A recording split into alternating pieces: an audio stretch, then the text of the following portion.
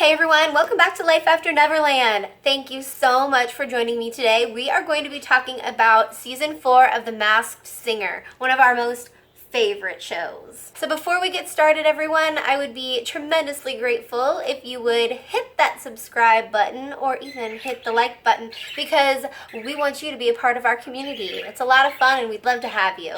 Also too, if you haven't watched The Masked Singer, we always are going to lead in with a spoiler. So make sure you watch the show first before you watch our show. But don't forget to come back and enjoy talking about all these amazing performers. Tonight's first performer got eliminated right out of the gate, and that performer was the Dragon. My first impression was DMX. I literally was thinking DMX, just like Jen, but then I realized DMX is kind of small, and the Dragon is not small at all.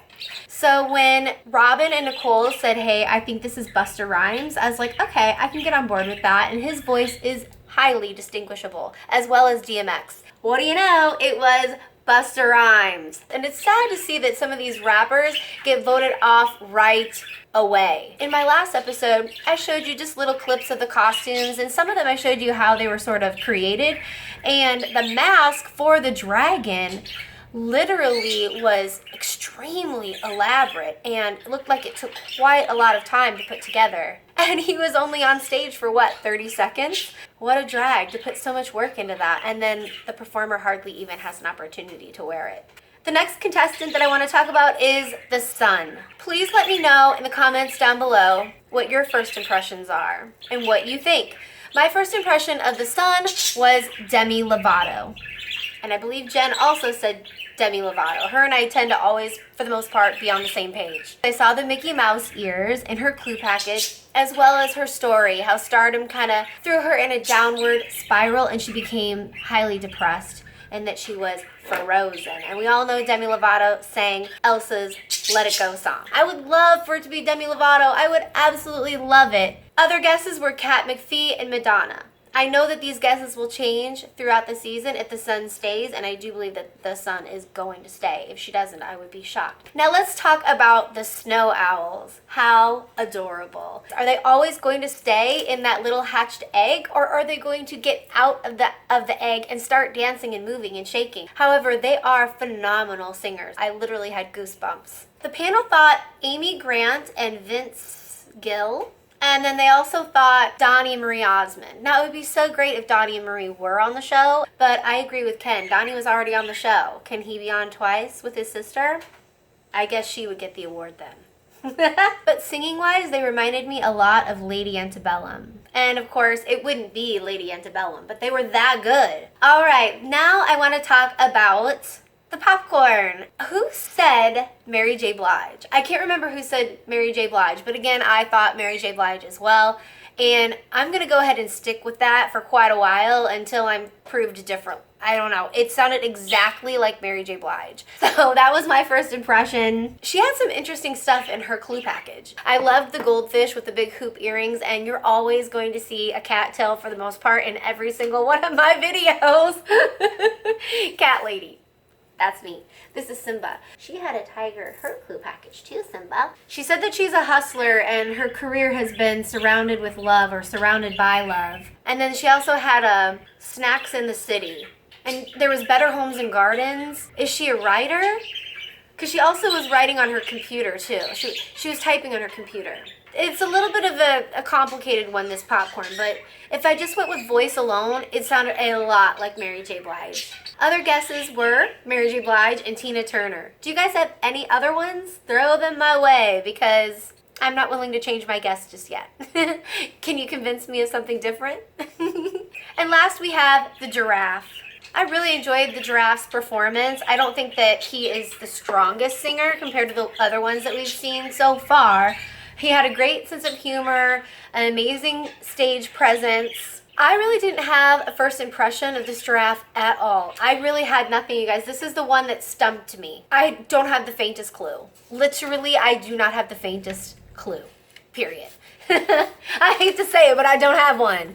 But anyways, here's some of the clues that they had on the show, just to remind you. So he was talking about a carnival. He had a roller coaster career. He took a risk, and then he ended up being the butt of a lot of jokes afterwards. So that like really, really almost sunk his career. But he was swinging for something higher, so he could be an athlete, and that could easily be why I have absolutely no idea who this is. He also mentioned when they were talking to him that he enjoyed being the giraffe because he didn't have to focus so deeply into his vocals. So it's looking like he's an artist, like a musician. So the panel guest, Garth Brooks, which was a really good guess, Travis Barker, and then Vanilla Ice, which I also thought was an amazing guess. So I would be very interested to see if it is Vanilla Ice, because he sang a Black Eyed Peas song, Let's Get It Started, let's get it started, okay, and I feel like Vanilla Ice, I could hear it. But Robin said, was it the giraffe? He said that he recognized that voice, but he just cannot peg it. What if he's right? Robin's really good at this. I feel like he's amazing at guessing. Well, all right, you guys, so that's a wrap for today. Just touching base with you real quick to talk about these amazing performers. Before you head out, please leave a comment and let me know who you think some of these artists are. Who was your favorite performer of the night? Mine was the Sun. The Owls were pretty awesome, though. I had goosebumps. So should I make the Owls my first?